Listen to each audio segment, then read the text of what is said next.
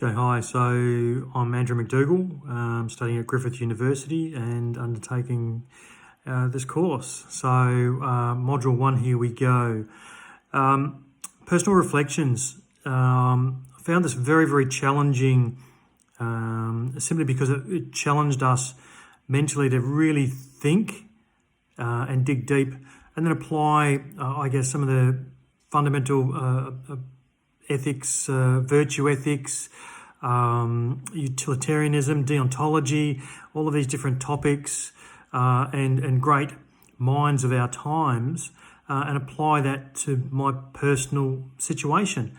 How am I as a person? Who am I as a person? How did I develop a lot of my ways of thinking and my moral code? Where does this all come from? So I was able to reflect on, obviously, parents and upbringing and societal influence and things like this, but very, very challenging. And then to apply my upbringing, and see how it fitted in with the overall studies. It's a bit of a mind bender, and it's something that I think does benefit me simply by being able to think more. Okay, so thank you. Module 2, moving on. This module covered professional awareness, and within the professional awareness framework, we looked at codes of ethics, privacy, anti-money laundering, professional associations, and the underlying environment which we work in on a daily basis.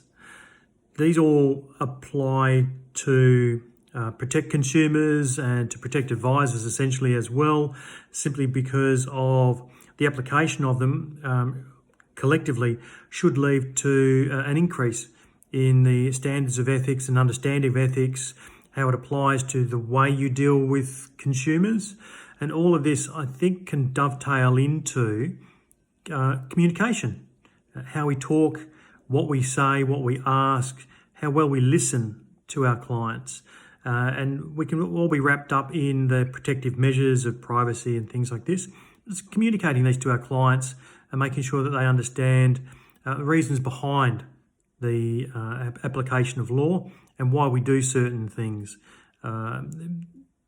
Fundamentally, genuinely assists us with being better advisors. Module 3. Here we looked at professionals in society, we looked at best interest duties for clients, and as part of that, the safe harbour steps, ethical decision making and morals. So it was somewhat of a recast of Module 1 and delved a little bit deeper. Not as deep as and challenging, I found, as Module 1, which still haunts me to this day. So I genuinely looked to digging a little bit more into the various frameworks of ethics, simply for personal knowledge and its application. In relation to professionals in society, I think that advisors are highly professional as people. I've not ever worked with any that aren't. In terms of the best interests, I find the application here quite interesting. Typically, advisors will have the client's best interests at heart. I think ultimately, whether a person has a moral code and framework that will sort of underlie how well they adopt these best interest duties and the principles and their ethical behaviour. If somebody is want to breach those, nothing will stop that. Unfortunately, better education, better laws, tighter laws, etc. just will not stop. Thank you. So Module 4, we were looking at the ethical decision making and a broad category. So as part of that, we were looking at things like behavioural economics, personal biases and biases that relate, and how do I make decisions as an individual.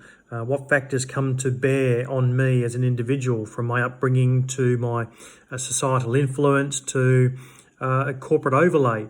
governance overlays. So all of these different factors can come in, as well as what's actually going on, to have me arrive at particular decisions for particular situations for clients.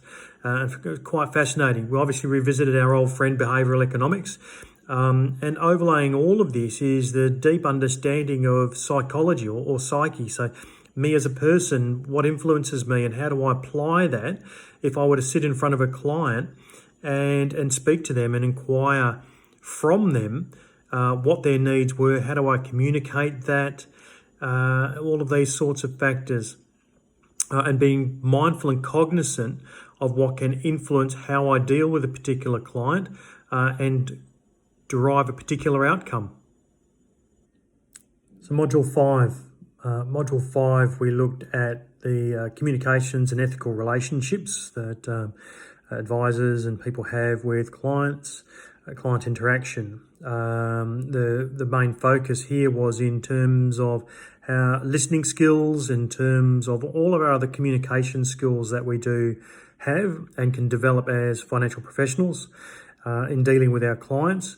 And the basis of this is to try to get the most out of our meetings with the clients. This satisfies best interest duties as well, because if we can listen better, if we can communicate better, if we can get more from the client, our understanding of their needs and their goals is so much greater. So that satisfies a lot of those requirements upon us as financial professionals. We also dealt with professional bodies and in terms of referrals to other professionals. And this sort of ties back to a little bit how I found, do we have the appropriate skills to be able to give advice? Are there other more qualified people we need to refer clients to fill any void or gap in our personal either education or understanding of a client's situation, just to fulfill the needs for them and give them the best outcome. Okay, so moving on to Module 6, which was a FASEA code and code monitoring bodies. Personal axe to grind, I think. As an industry, I felt that we have codes already with the particular bodies like the AFA or FPA. And I think advisors generally understand that they've got a fiduciary duty to their clients. That's been spelt out for decades now and has been sort of rammed home, which I thought was understood. As I said in a previous reflection, you're never going to stop wayward people or advisors from exploiting opportunities for their own gain. I think there's a small percentage of that, but that will always be, no matter how tight you make this industry and how much you kill this off. But in terms of the particular governing bodies, I think the FASEA code, I guess, consolidates a lot of the codes that we have, so I welcome it. I think it possibly didn't need to be, but it is. I welcome it and I embrace it. I think that the industry bodies, though, are missing the point in terms of being able to communicate with clients and the general population. So get the message out there, advertise, get some creative ads, get the education over to the public. So Module 7, interesting to cram this course into a short amount of time. I feel like I'm racing, but okay. Policies and process. So what we're talking about is leadership and business practice. So in this particular module, we looked at a range of different, underlying topics: philanthropy, of business, business culture and the shaping of mindsets of business, and how it fits in with societal responsibility. I think part of it was the corporate social responsibility, which was not only drilled down to from a product perspective, as in if I was making a recommendation to a client, is there an ethical product that they might be able to come into, but also at a higher level in terms of how businesses should be looking and what value they bring to the equation in terms of how well they can suit society's needs in a proper expected manner.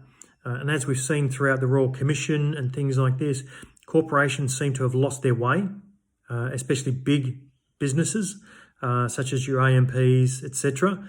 I think the fallout from the banking sector and your AMPs of the world is just illustrative of the perceived corporate greed. And this obviously has to change, and it clearly has been changing. And as advisors, we can assist there, but corporations absolutely need to lead the way. It needs to be a top-down approach, so they really need to buckle, tighten their reins and do a lot better.